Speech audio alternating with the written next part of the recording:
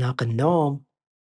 واحد ينام يشخر يظن إن هذا الشخير بس لأنه والله ما رقد زين أو إنه والله ما رقد متأخر وتعبان طول اليوم، لأ، الشخير هذا له في معايير معينة وفي جدولة وفي أسئلة مهمة نسألها أحيانًا المريض، قد يكون هذا الشخير نتيجة شيء نسميه إحنا اختناق النوم، هذا شيء خطر، هذا المريض ينقص عنده الأكسجين وهو نايم، قد يكون قاتل ومميت، فكثير من هذول المرضى آآ يصرفون لهم أجهزة أكسجين أصلًا، يقول لك لا تنام إلا حاط لك الأكسجين على وجهك علشان لا ينقص عنده. ف وهذا شيء بديهي يعني مضاعفات السمنة أنا أحب قبل أجي